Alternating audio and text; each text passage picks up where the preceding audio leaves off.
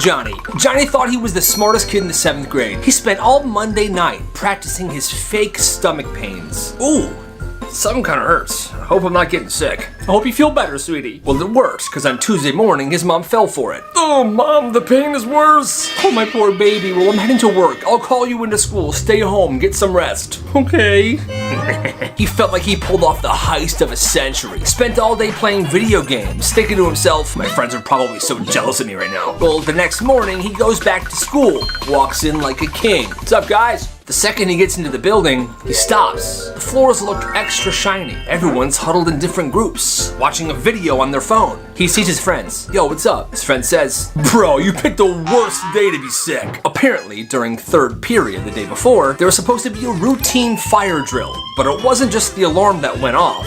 Something malfunctioned, and the sprinklers in the main hallway went off. We're talking gallons and gallons and gallons of water hitting those floors. One kid even took the bathroom soap and sprayed it on the floors as the sprinklers were coming down. Slip and slide! The best part was, it was 100 degrees outside, so this felt awesome. Teachers were sliding, the principal slipped, the weird kid from class used a lunch tray as a boogie board. Everybody went home soaking wet, but they said it was the best day of school ever, and that's all anyone talked about for years. But there was Johnny. Oh, that sounds fun. It was amazing. Hope you're feeling better, by the way. Oof. Tough break. This kid's got a 3-inch scar going down his face. I've had it my whole life. Well, one day in October, they had a substitute teacher in this one class, and she walks in. She scans the room, points to him, and says, take that makeup off now, it's not even Halloween yet. He's like, wait, what? He's trying to register what she just said to him. Well, he just ignores it. But a minute later, he sees this substitute teacher charging. You know what? The sub has a tissue in her hand, and then she does this. Wipe this off your face. She's scrubbing this kid's face, trying to get this makeup off, when in reality it's a scar he's had for years. He's like, what are you doing? She's like, wiping this makeup off. But the class is like, man, that's Kyle's real scar. He's had it for years. The kid then runs out of the classroom, gets the principal, tells him what happened, and the principal fires the substitute on the spot. And yeah, that's a good thing. This mom's rule backfired. This kid's mom had a policy for whenever he messed up something, he had to write her an essay explaining the lesson that he learned. Missed curfew? Essay. Didn't take out the trash? Write me an essay. One time he got grounded for leaving a cup on the counter. It wasn't even a dirty cup. It was a clean cup. And she made him write 3 full pages on why he messed up and how grateful he is that his mom is teaching him these lessons in such a very good way. So he wrote this essay. But he made it the most passive-aggressive essay ever. Every sentence he was technically grateful, but it was dripping with sarcasm. So he's just chilling in his room thinking about how brilliant this essay is and how he can't wait to shove it in his mom's face. Meanwhile, his mom is downstairs. She invited her boss and her co-workers over for a dinner party. And he is supposed to stay in his room because, well, he's grounded. But then he gets an idea. I have an idea. He grabs the essay, walks downstairs, right in the middle of this dinner. His mom sees him and immediately goes into panic mode because she sees him holding this essay. Son, get back to your room, okay? Get back to your room. But he's like, no, Mom, I finished the essay just like you asked. What? I worked really hard on it and wanted to share it with everybody. Oh, okay, yeah, let's hear it. Yeah, let him read it out loud. Oh, wow, your son is a handsome boy. Thank you so much, Mom, for teaching me never to leave a cup on the counter again. I'm so grateful to have a mom that cares so much about my behavior. This is, by the way, my 300th essay to you. Thanks for always making me write these when I do something wrong. I hope one day I'll be able to be good in your eyes. But for now, I'll go back to my room and stay there until you think I've had enough punishment. His mom's face goes bright red. Her coworkers and her boss are like, yo, what the heck? Is this kid okay? He goes right back upstairs, and he can hear them all leave the house right after that. Apparently, him reading the essay made things very awkward and very weird, and nobody wanted to stay. That's hilarious. You know the jingle, the ice cream truck jingle? It's the sound of summer, but for one kid, to him it became the sound of a nightmare. It started on a Tuesday. Summer was beginning, and he heard it in front of his house. Yeah, ice cream truck. Got some ice cream. Pretty normal. Then, that day, he went to a park 3 miles away. He's on the swings. Then he hears it, the same jingle. Oh, ice cream truck again. Same driver. He ignores it. The next day, he goes to his cousin's house, a town over. He's in the backyard when suddenly he hears the music. He looks. It's the truck. He starts thinking, is this freaking guy following me? He decides to just walk up to the truck. Hey, he didn't know what to say, so he just bought an ice cream bar. I'll take that one. All right, there you go. Ice cream man was nice. This kid was like, it's all in my head. But then the ice cream man says this. All right, see you tomorrow, Jason. He never told him his name. And the next day, the ice cream truck showed up outside the mall that he was at. For the rest of the summer, he was so tweaked out, he stayed in his house. That's actually really creepy. Most teachers use seating charts to help keep the peace, but Mr. Miller used his in a different way.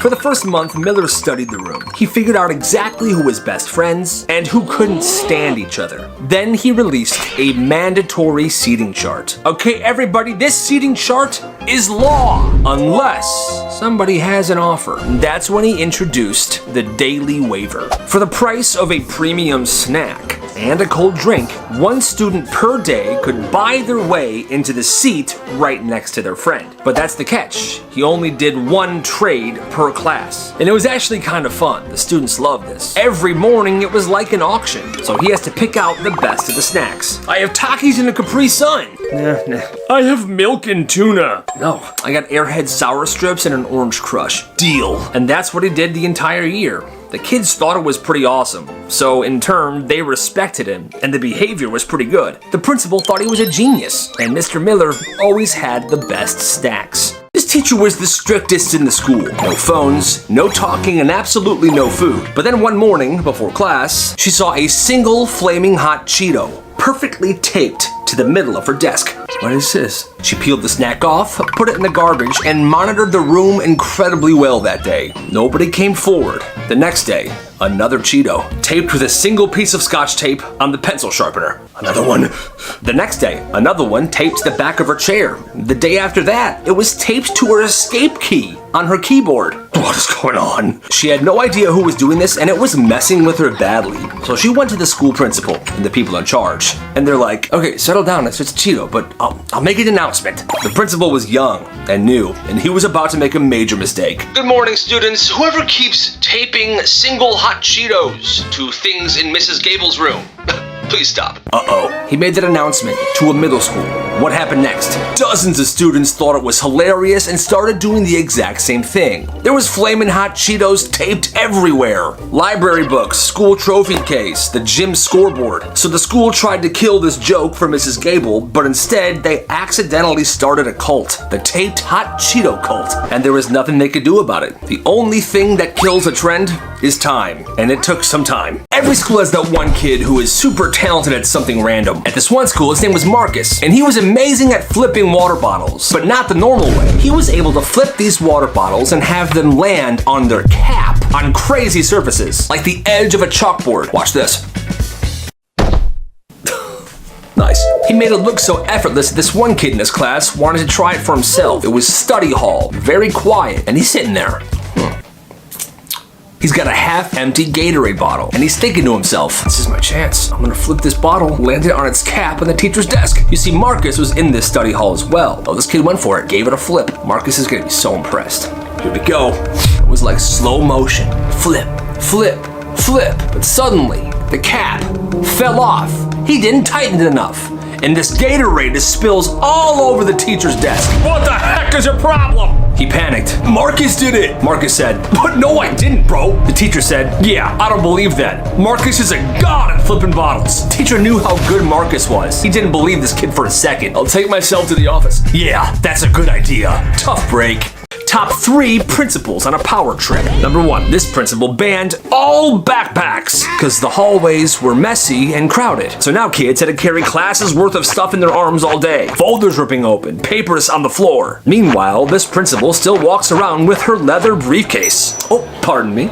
Oh, pardon me. Became such an issue, parents kept calling the school, asking why backpacks weren't allowed. After a few days, so many kids started asking the principal about her briefcase that the rule died. The next one, this principal was tired of students being late to first period, so he forced every single teacher to lock every single classroom door the second the bell rings. And if you don't do it, there's gonna be problems. Didn't matter if it was raining outside or if your bus was late. If you weren't there before the bell, you weren't getting into class and you had to go to the office. One morning, a school board member showed up for a surprise visit, and when she walked through the hallways, she saw tons of students banging on their classroom doors trying to get in. What is going on here?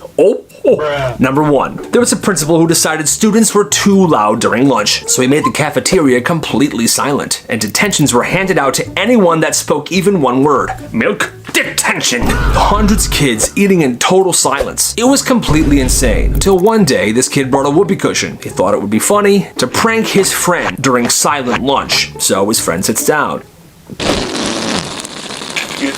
It was a slow, loud whoopee cushion fart. Everyone was silent for a few seconds after that. Then they just burst out laughing. Even the principal. Okay, we can talk again. I guess all it took was some light-hearted fart joke to turn the mean old man into a softie again. So this kid gets paired with the laziest person in class for a group project, and he decides to handle it in the most savage way possible. They're supposed to be splitting the work 50-50. 50-50. So he messages his partner one night, hey, you want to do the research for the slides? The next day he responds, I don't know, you pick what I do. So the guy decides to split it in half. All right, I emailed you half the slides, send me yours when you're done. Because that sounds fair, but then after that, radio silence. Yo, bro, did you finish? Nothing. He tries talking to him during school. Hey, dude, gotta go, man. The heck? It's the night before the project. Yo, man, are you done? Partner responds, yeah, don't worry about it. Presentation day, they're up third, and this guy's got his part ready to go. Clean, put together. He did his research, he's solid. His partner shows up with nothing. Literally nothing. Bro, where's your part? I thought we're just gonna wing it. The teacher calls him up. Okay, let's see what you two have. They stand up and this kid goes first. He goes to his slides. Okay, so we each did half of the work. I'm gonna go first. He presents it flawlessly. He's confident, well-researched, and then he looks to his partner. All right, man, your turn. He freezes. The partner gets up there to try to wing it, and he presses the button to go to the next slide. And all the slide said was, this section was assigned to Carlos. Bro, you didn't do it? You didn't do your part? No. He gets full credit. Yes. You get 0. And the kid sat down, proud of himself, while his partner stood up there completely shocked. The rest of the class just laughed. Yo, that's savage. Most kids start a lemonade stand to make some extra cash, but Dax was playing a much darker game. He opened a barber shop in his garage, and even though his fades were terrible, every kid was lining up for a $5 buzz cut. Step up, who's next? It was like the social event of the summer. Everybody was hanging out, listening to music, laughing at how bad the haircuts were. Bro, you look goofy. What? But Miles noticed something weird. After every haircut, Dax was picking up some of the hair and putting it in a Ziploc bag. Once the day was over, Dax had cut like 15 people's hair.